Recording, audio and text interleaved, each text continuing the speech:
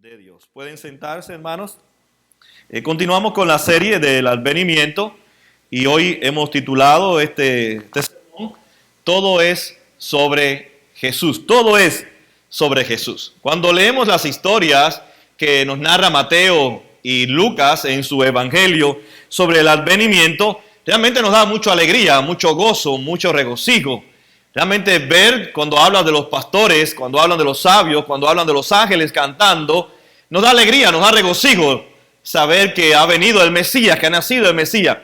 Pero cuando entramos en el capítulo 2 de Mateo, nos causa un poco de tristeza, nos causa un poco de dolor. Es la parte más triste, tal vez podemos decir, del advenimiento, que muchas personas no le prestan atención por producto de que es un tiempo de alegría, es un tiempo de gozo, es un tiempo de mostrar realmente que estamos alegres. Pero también está la parte triste del advenimiento, podemos decir la parte oscura, la parte que no nos gusta, que no nos agrada. Y la Navidad significa que no ha terminado la oscuridad. Navidad significa que aún hay violencia. Cuando Cristo llegó había violencia, había oscuridad. Por eso la Navidad se da, por eso se da el advenimiento. Cristo viene a la oscuridad, a un mundo que andaba en la oscuridad, y Jesús es la luz en medio de ese mundo que vive en la oscuridad. Esta historia no es muy agradable, porque habla sobre la muerte de infantes, de niños pequeños de 2 años, que Herodes dice que mandó a matar a estos niños en Belén y a sus alrededores. Y hay 3 cosas que quisiera compartir de este pasaje. Primero, que la venida de Cristo provoca odio, provoca hostilidad, provoca rechazo. Segundo, que Dios siempre nos sorprende. Dios siempre tiene una forma de cómo sorprendernos a nosotros. Y tercero, podemos ver cómo cada día nos convence más y más que la Biblia es sobre Jesús. La palabra de Dios habla sobre el advenimiento, habla sobre el ministerio de Jesús, habla sobre su muerte, sobre su resurrección, habla sobre su ascensión a los cielos, habla sobre su ministerio en medio de su pueblo a través del Espíritu Santo, y habla también de que un día vendrá otra vez. Podemos empezar entonces por la primera parte del pasaje, la parte de la hostilidad, la parte del rechazo, la parte del odio que muchas veces evadimos o no queremos llevar a nuestra mente, que también tiene que ver con el advenimiento. Dice el versículo 16, cuando Herodes se dio cuenta de que los sabios habían burlado de él, se enfureció y mandó a matar a todos los niños menores de 2 años en Belén y sus alrededores.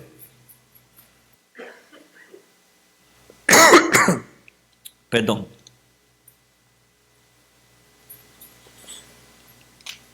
De acuerdo con el tiempo que había averiguado de los sabios.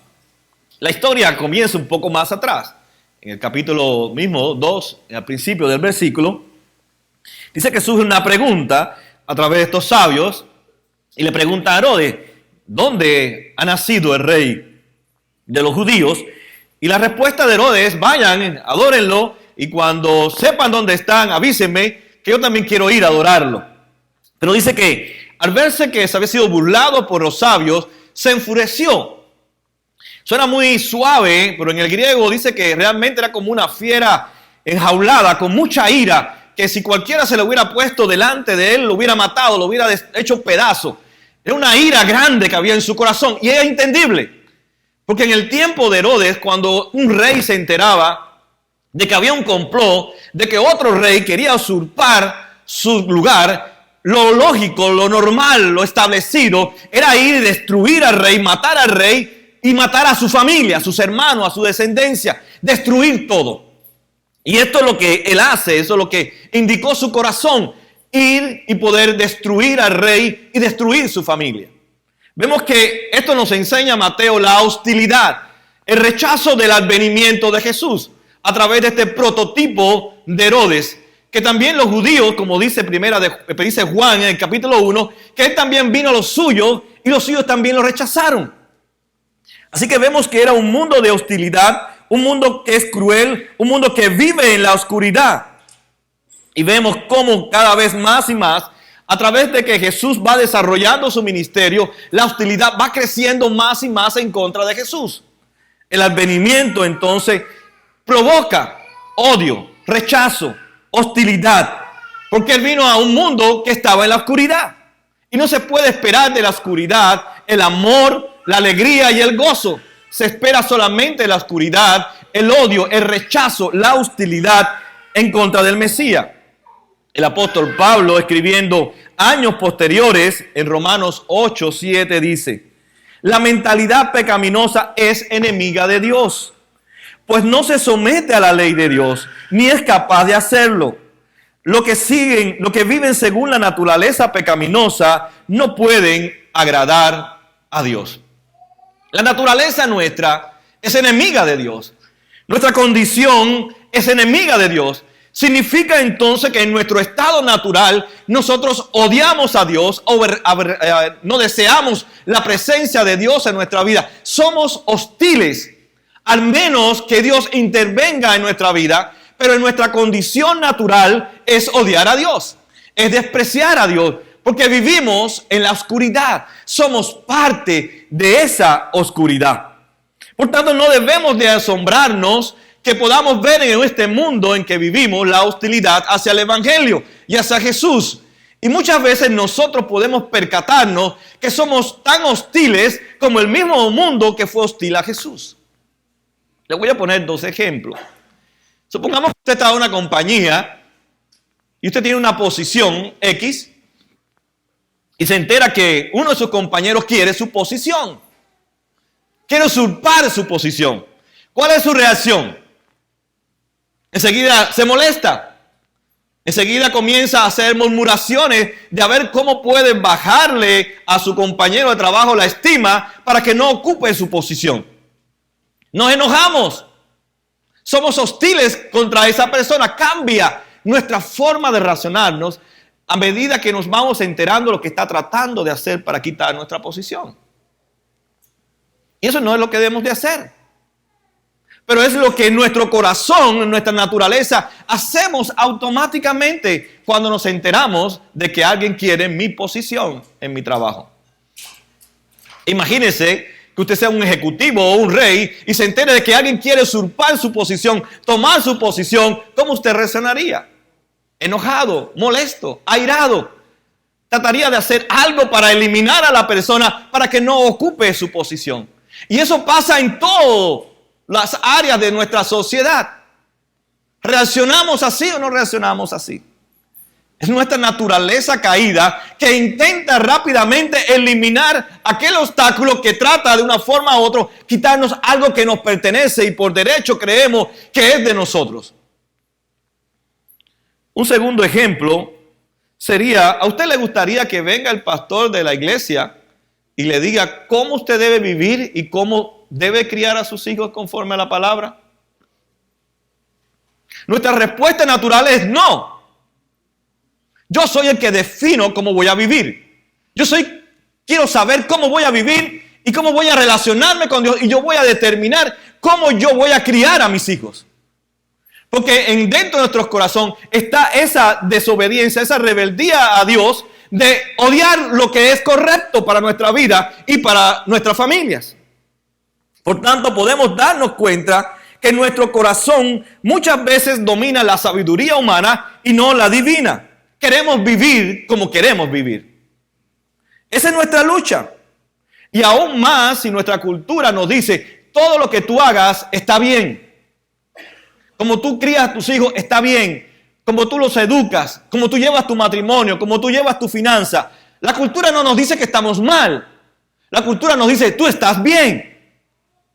Y eso habla la condición de nuestro corazón, que de una forma u otra somos hostiles a Dios. Odiamos a Dios, por eso no somos obedientes. Porque hay una gota en nuestros corazones que fluye constantemente en creer que podemos hacer las cosas como yo creo que debe ser. Quiero vivir mi vida conforme yo quiero vivirla.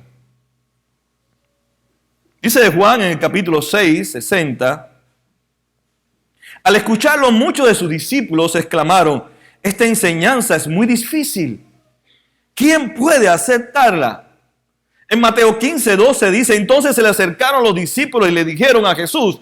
Fíjense cómo corre por nuestras venas el decirle a Jesús que nuestra forma de vivir es mejor a la forma en que Él nos dice que vivamos. ¿Cómo responden estos hombres? Los discípulos dicen, ¿sabes que los fariseos se escandalizaron al oír esto? En pocas palabras le estaban diciendo, Jesús, tienes que retractarte. Tú eres muy duro. Tú eres muy radical. Retráctate. Porque se están molestando la gente, se están molestando los líderes de nuestro pueblo por las enseñanzas tuyas que son muy radicales. Tú quieres que seamos una cultura diferente, que no tengamos ni una gota de igualdad ni de semejanza a la cultura en que nosotros hemos crecido y nos hemos desarrollado como judíos. Nuestra cultura siempre nos dice que estamos bien. Tú y solo tú decides cómo vivir. Tú defines qué es lo bueno, qué es lo malo. Tú defines a Dios, cómo relacionarte con Dios, cómo progresar, cómo prosperar, cómo sobrevivir. La cultura lo define. Sin embargo, Jesús nos dice en Mateo 10, versículo 37, el que quiere a su padre o a su madre más que a mí no es digno de mí. El que quiera a su hijo o a su hija más que a mí no es digno de mí. Y el que no toma su cruz y me sigue no es digno de mí. El que se aferre a su vida la perderá. El que renuncia a su vida por mi causa la encontrará. Jesús está diciéndonos entonces que debemos someter nuestras vidas al Rey. Debemos reconocer que Él es soberano sobre nosotros. Y que nada ni nadie debe gobernar, ni dirigir, ni poner principios en nuestra vida. Solamente Jesús, que ha nacido en Nazaret. Debemos entonces renunciar a otros reyes, a otra forma de gobierno. Solamente Jesús es nuestro rey. Solamente Él debe gobernar y solamente Jesús debe guiar nuestras vidas. Pero no sucede así porque estamos en la oscuridad. Jesús vino a la oscuridad y no destruyó la oscuridad, porque aún la oscuridad está en medio de nosotros, pero Él está destruyendo la oscuridad. Él es la luz en medio de la oscuridad. Y sigue avanzando con su luz, pero la oscuridad aún está. Pero Él sigue avanzando porque la luz nunca se va a apagar. Él vino a ser la luz en este mundo que vive en gran oscuridad y en densa oscuridad. Por tanto, nadie puede responder en forma natural al Evangelio ni a la soberanía de Dios, al menos que Dios cambie la naturaleza de nuestro corazón, que es odiarlo, es ser hostil a Dios, es no amarlo. Esos somos nosotros. Por eso Cristo viene a penetrar en nuestra oscuridad de nuestros corazones, a poner su luz. Y ahora comenzamos entonces de una forma sobrenatural a obedecer su palabra y ya no odiarlo más, no ser hostiles a Él, sino cada día desear su presencia y obedecer y seguir su voz. Nadie por sí solo. Herodes hizo lo que tenía que hacer, lo que hace un hombre sin Cristo. Pero nos asombramos, nos molestamos con Herodes. Pero usted sabe que también dentro de su corazón hay un Herodes. No es tanto está el énfasis de Mateo, no está en tanto en matar, porque eso era parte de la cultura. El énfasis de Mateo está en que él quería hacer lo que él quería hacer. Por encima de lo que había dicho Miqueas, por encima de lo que había dicho Isaías, por encima de lo que había dicho Jeremías, por encima de la palabra de Dios, él quería hacer lo que quería hacer. Y respondió conforme a su naturaleza. Hostilidad, rechazo, odio hacia Jesús. La hostilidad siempre es parte de nuestra vida. O debe ser parte de nuestra vida. Porque así como fueron hostiles con el Jesús, también son hostiles con nosotros. Porque nosotros queremos vivir como Jesús. Jesús fue diferente. Jesús no fue llevado a la cruz por ser bueno. Fue llevado a la cruz por ser diferente, radical. Y nosotros también debemos ser diferentes, radicales, totalmente. Pero hoy la radicalidad se ha acabado. Hoy somos más tolerantes, más suavizamos las cosas. Pero Jesús fue bien radical. Por eso los discípulos le dijeron, maestro, está siendo muy fuerte. Esta gente no se van a convertir así. Afloja un poco las enseñanzas, maestro. Pero Jesús vino a enseñarnos que Él es diferente y somos diferentes. Somos diferentes porque ya hemos experimentado el amor de Dios y no podemos seguir siendo hostiles, ni odiar, ni despreciar el Evangelio, sino realmente proclamar el Evangelio que ha transformado nuestras vidas. Si usted es cristiano o no es cristiano, tiene que luchar con este residuo de hostilidad o de cierta forma de que no amamos a Dios. Yo siempre me hago la pregunta, ¿por qué tan duro es nuestro corazón? ¿Por qué es tan duro nuestro corazón? Nuestro corazón es duro. Déjeme decirle, es duro. Quizás le voy a hacer 2 preguntas para que usted vea que somos duros. ¿Por qué es difícil? ¿Por qué nos es difícil mantenernos tiempo prolongado orando con Dios? ¿Quién lo puede hacer? Sino que le venga, uy, tengo que pagar el bill. Espérate, Dios, un momentico. Oye, el niño está en la escuela. Espérate, Señor, no quieras recogerlo. Un momentico. Siempre nuestra mente se va detrás de un pájaro que aparece. Nos es difícil. Nos es difícil decir, Señor, voy a leer las Escrituras. Voy a pasarme hoy, Señor, el tiempo conociéndote. No lo hacemos porque en nuestro corazón hay algo que es hostil a Dios. Quiera usted entenderlo, aceptarlo o no, hay una gota de hostilidad, de rechazo a Dios. Por eso usted no lo hace en forma natural, leer las Escrituras como el alimento. Usted no deja nunca de comer, usted no deja nunca de mandar a sus hijos a la escuela, usted no deja nunca de dormir. Sin embargo, podemos pasarnos semanas, meses, sin tener un tiempo prolongado de hablar con Dios y leer su palabra. Porque está esa gota en nuestros corazones de que no amamos a Dios como debemos de amarlo. Y decimos no tenemos tiempo. Es difícil orar, es difícil leer la palabra. La palabra es fácil, es entendible, porque es la palabra de Dios y nos ha dado el Espíritu Santo que nos lleva a toda revelación y a toda verdad.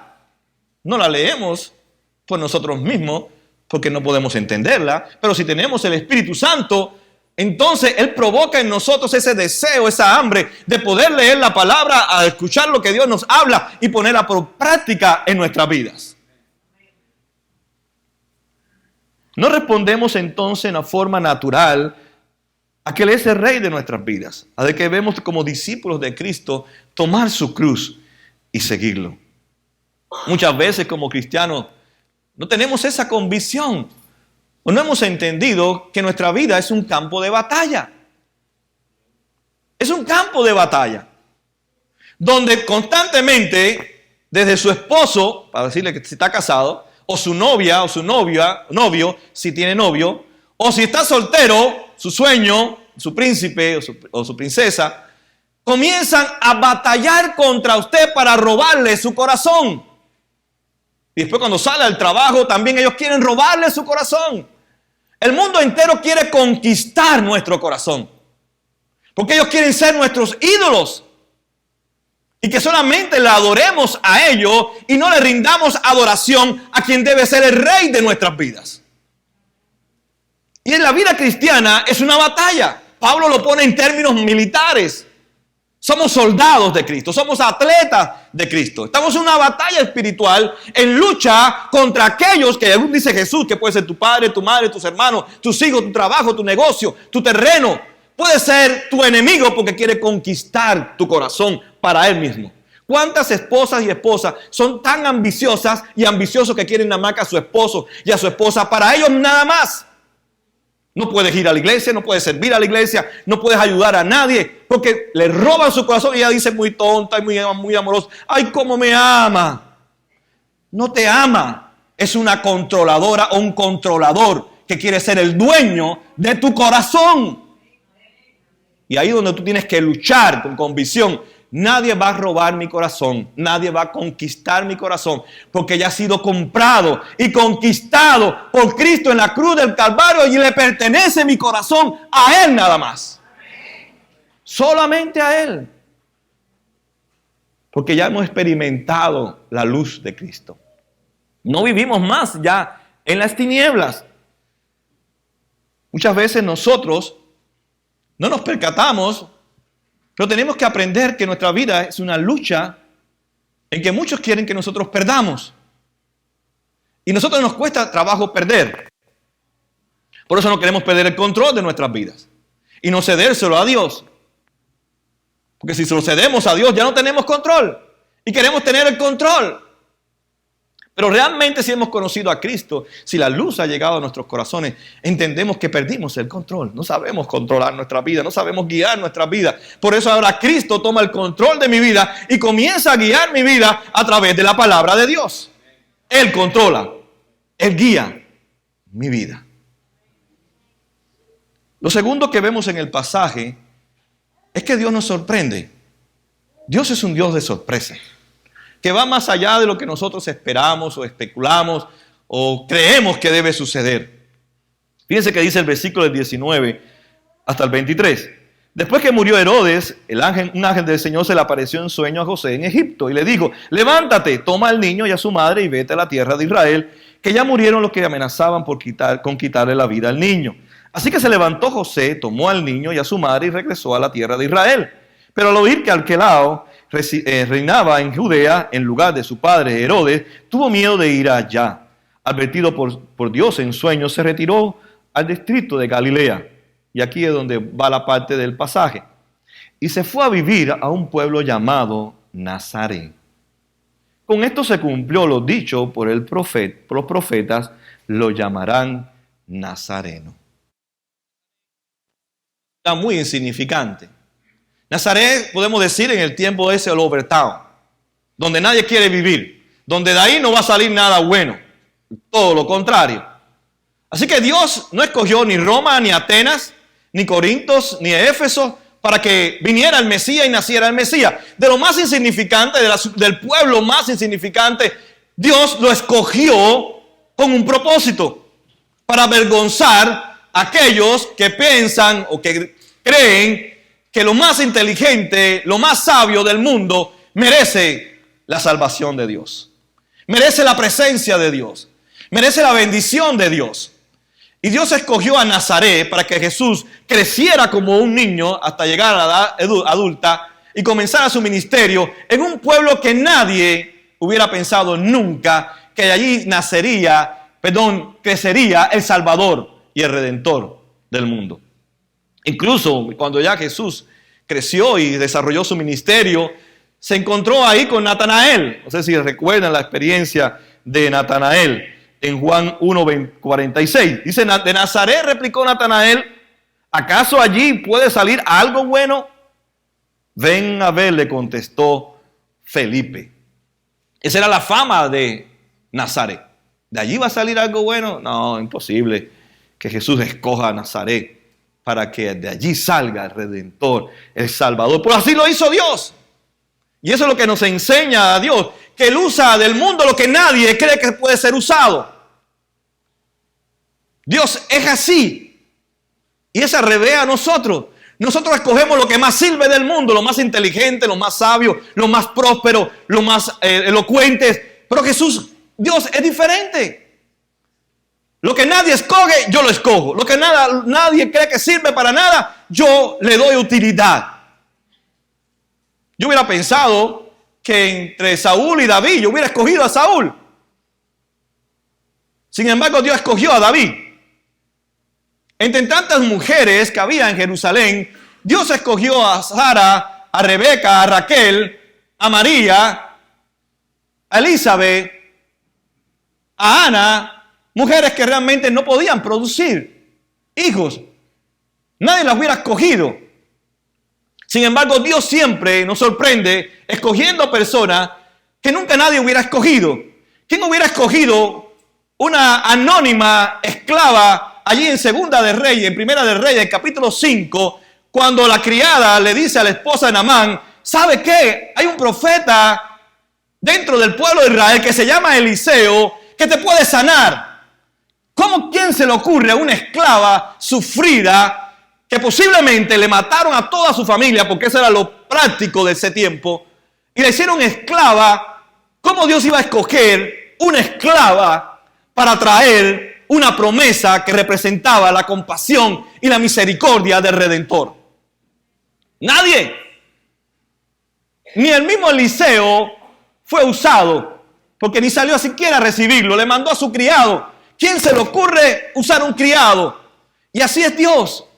¿A quién se le ocurre a gente que no sabe leer ni escribir para que fueran los hombres que llevaran el evangelio al mundo entero, a sus discípulos, gente inculta, gente que no eran devotas a Dios, gente que no cumplían con la ley de Dios, gente que solamente vivían para trabajar y trabajar? Así es Dios. Dios coge lo inservible para hacerlo útil. Y eso es lo que nos enseña Mateo. Dios usa lo que nadie usa para que se muestre su gracia y se muestre su gloria. Y así tenemos que vernos nosotros, como gente incapacitada, gentes inútiles, gente que no servimos para nada, pero que Dios nos usa para llevar su gracia y para que Él se gloríe en medio de un mundo que reclama lo diferente. Y Jesús siempre sorprende a las personas. Nos sorprende. Hombres temerosos, hombres tímidos, hombres con mucha duda.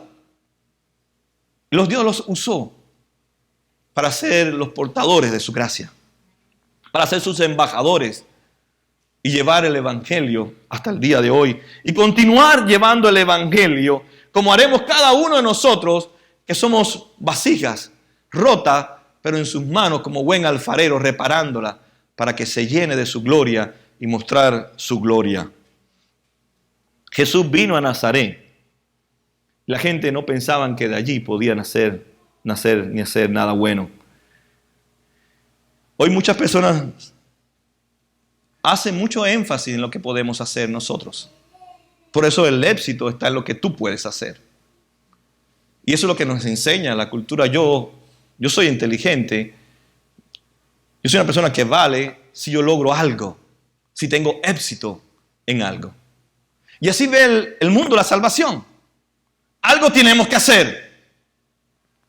En mi experiencia como pastor siempre le pregunto, no siempre, de vez en cuando le pregunto a las personas, y quiero hacerles las preguntas a ustedes en público y en colectiva, y no me den la respuesta, sino que usted él mismo dé la respuesta. Supongamos que usted se muere hoy, y usted va a la presencia de Dios, y Dios le pregunta, ¿por qué motivo? ¿Por qué causa? ¿Por qué razón yo debo dejarte entrar al cielo? ¿Qué usted le diría? ¿Qué usted le diría? Ahí en silencio, no responda. ¿Qué usted le diría para que Dios lo deje entrar al cielo? Casi el 90%. ¿Ya respondió a la pregunta? Amén. Casi el 90% basan la respuesta en lo que ellos han hecho. Yo soy una buena persona. Yo cumplo los 10 mandamientos. Yo ayudo a la gente. Yo no le hago mal a nadie. Por tanto, Dios tiene que dejarme entrar al cielo. Yo soy lo mejor que hay en todo Miami. Si usted se da cuenta, así es como el mundo entiende el evangelio. Algo tengo que hacer para ganarme el cielo. Porque soy bueno. Porque no le hago mal a nadie. ¿Se da cuenta? Porque yo valgo. Porque yo soy útil. Pero Jesús es al revés. Tú no vales nada. Tú no sirves para nada. Pero yo te uso para llevar el evangelio. Yo te uso para mostrar mi gloria de lo nada a llevar a tener el poder de Dios. Como dice Pablo en 2 Corintios 13:4. Es cierto que fue crucificado en debilidad, pero ahora vive por el poder de Dios. De igual manera nosotros participamos de su debilidad, pero por el poder de Dios vivimos o viviremos con Cristo para ustedes. Así el mundo piensa de que tenemos que hacer algo para entrar al cielo. Pero la Biblia dice que no podemos hacer nada. Nada de lo que hagamos, eso es el evangelio. Es todo lo que Jesús hizo por nosotros. Eso es el evangelio. Voy a terminar con la tercera parte. Toda la Biblia es sobre Jesús. Y eso lo hace énfasis Mateo en este capítulo. Dice el versículo 15, donde permaneció hasta la muerte de Herodes, de ese modo se cumplió lo que el Señor había dicho por medio del profeta. De Egipto llamé a mi hijo. Mateo está citando Oseas, capítulo 11, versículo 1. Le voy a leer solamente el 1. Mi recomendación es que lean todo el capítulo. Dice, desde que Israel era niño, fíjense qué metáfora usa Dios. Qué bello. Me gusta mucho esta expresión. Dice, cuando Israel era niño, yo lo amé. Está hablando de una nación. Lo ve como un hijo. Y lo ve como un niño. ¿Cómo es un niño? No puede depender de sí mismo. No puede alimentarse. Necesita cuidado de la protección de sus padres. Así Dios veía a Israel, así Dios nos ve a nosotros. Dice, como un niño, yo los amé a ustedes, dice el Señor. De Egipto llamé a mi hijo. Pero cuando los llamaba, más se alejaban de mí. Y dice el pasaje que nos amaba, dice, amaba a Israel. Pero mientras más Dios los amaba y los llamaba a experimentar su amor, ¿qué hacían ellos? Más se alejaban de mí, dice. Ofrecían sacrificios a sus falsos dioses y quemaban incienso a las imágenes. Este capítulo 11 habla de la historia de Israel en relación con el Dios del pacto. Y Mateo la trae aquí a correlación ahora al advenimiento para traernos la misma experiencia. Israel estaba esclavo en Egipto. Dios por su amor lo saca de Egipto, lo lleva al monte Sinaí, le revela quién es Él, le da los 10 mandamientos. 4 hablan de Él, 6 hablan de cómo debemos relacionarnos. Continúa la peregrinación, comienzan a murmurar en el desierto, perecen en el desierto. Y siempre Dios le decía lo mismo: si ustedes me obedecen, yo voy a bendecirlos. Llega Babilonia, si ustedes me obedecen, yo voy a bendecirlos. Llega Jesús, si ustedes me aman y son mis discípulos, obedecerán mi palabra. Es lo mismo. Siempre es el mismo tema de Dios con nosotros. Si ustedes me obedecen, yo los voy a bendecir. Pero aquí hay un problema. El amén se nos va a ir ahora.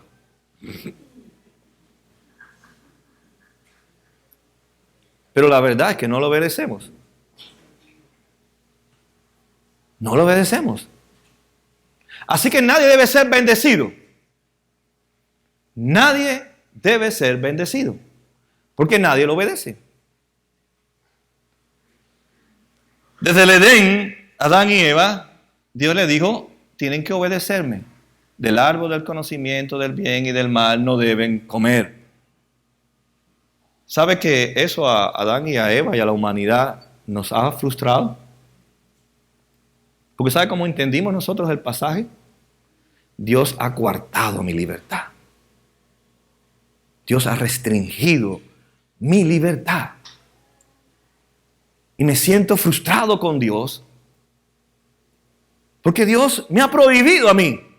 Y yo quiero hacer lo que yo quiero hacer. Y esa es la frustración del ser humano y en la búsqueda de nuevos dioses y no al Dios verdadero. Pero la razón que nos da Mateo por la cual no podemos obedecer es porque hay oscuridad en el mundo en que nació Jesús. Hay oscuridad en el corazón de Dios. Dios nos dijo, ámenme con todo su corazón. Pero no la amamos con todo el corazón. Esa es la verdad. Después nos dijo, amen a su prójimo como a ustedes mismos. Tampoco usted, ponchado. Otro strike nos dio Dios. No pudimos darle a la pelota. Seguimos sin obedecer a Dios. ¿Qué tuvo entonces que hacer Dios? No hay esperanza para nosotros. Porque cada vez que Dios nos lanza una pelota, nos poncha. Pero sí hay esperanza. Dios tuvo que hacer entonces algo. Porque Él dijo a Israel, yo te amo y voy a redimirte y voy a hacer de ti una nación grande y voy a bendecir a través de ti, Israel, a todas las naciones. Dios tiene que cumplir su promesa. Pero entonces nosotros no podemos hacer nada. Y Dios lo tiene que hacer todo. Pero estando allí el niño, en el advenimiento, tuvo problemas. Corría peligro la vida del Mesías y tuvo que huir hacia Egipto para ser librado de sus problemas. Nosotros como personas diríamos, quedémonos en Egipto. Aquí estamos safe, aquí estamos seguros. Nada nos va a pasar aquí. Y es donde Mateo, de una forma sobrenatural revelada por Dios, vamos a traerle al Éxodo otra vez de regreso. Ustedes no pudieron ser obedientes. Pero hay alguien que sí abandonó Egipto. Hay alguien que sí regresó otra vez a su pueblo para cambiar a su pueblo. Y el único que pudo ser obediente fue su hijo que regresó de Egipto. El único que pudo ser perfecto hombre y perfecto Dios es Cristo. El único que pudo cumplir los 10 mandamientos perfectamente es Cristo. Por tanto, Cristo era el único que se merece ser bendecido por el Padre. Pero la pregunta que yo me hago, ¿cuál bendición le dio el Padre? ¿Qué pasó con la bendición? ¿Dónde está la bendición? Si no le dio la bendición, Dios no bendijo a su hijo, lo maldijo. ¿O no lo maldijo? Por nosotros se hizo maldición. Esa fue la recompensa de su perfecta obediencia. La maldición que había sobre nosotros, ahora sobre Cristo.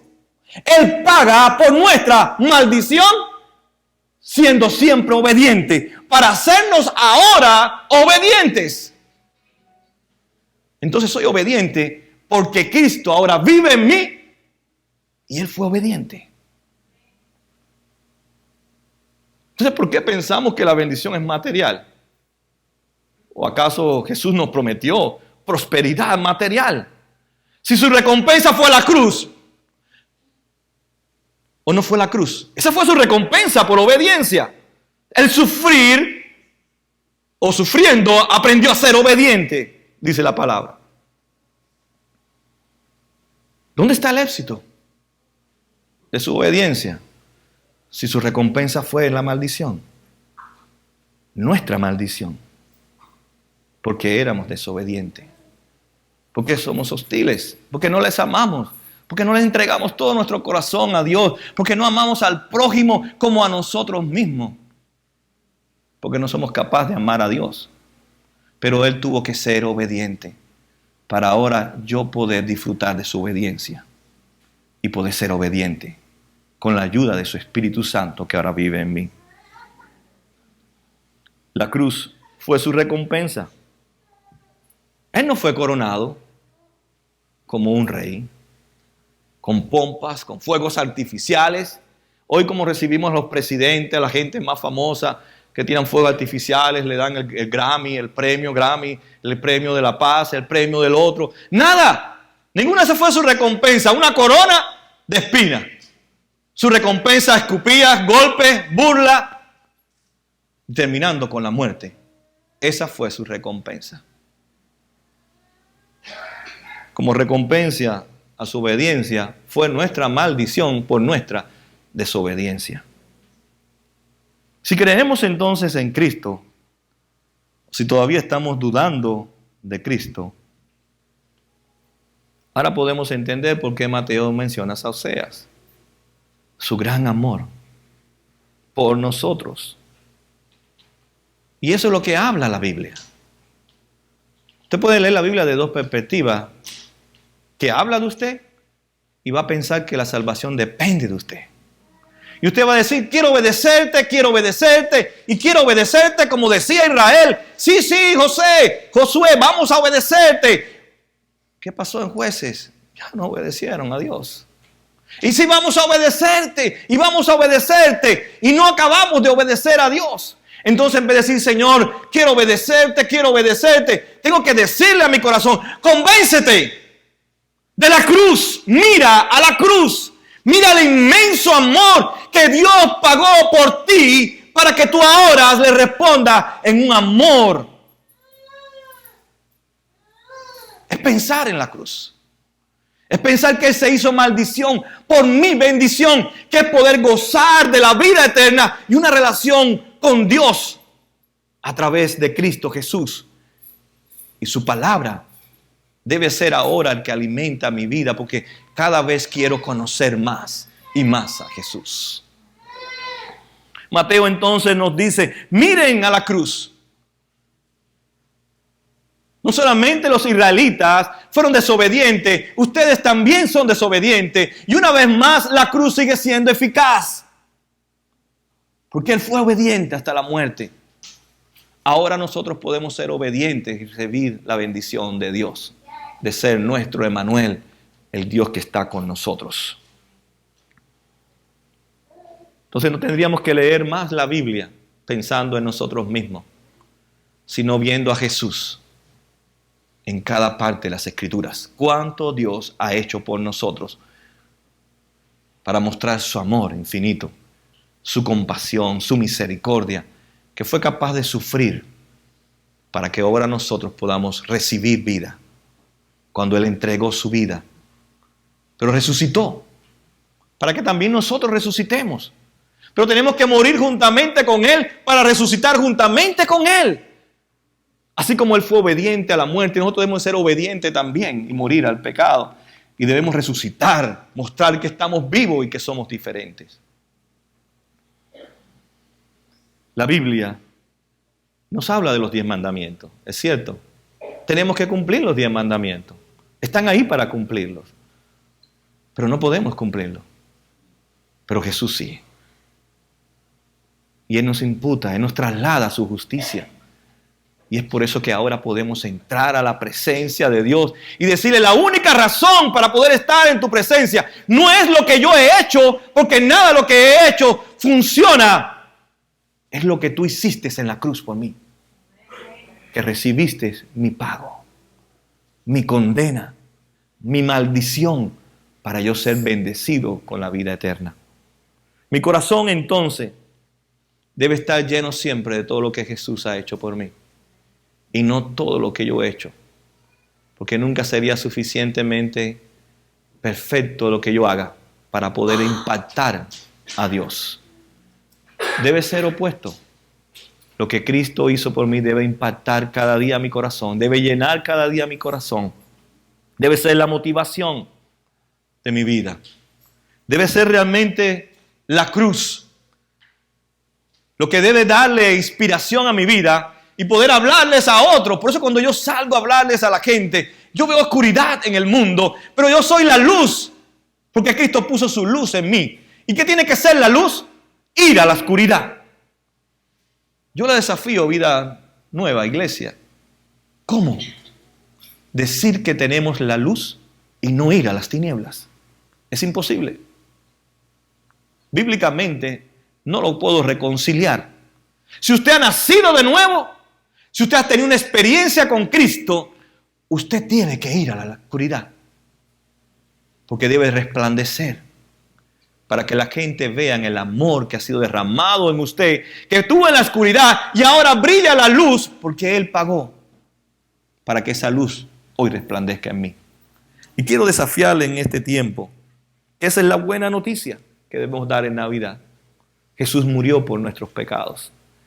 Jesús volvió a resucitar para darnos luz.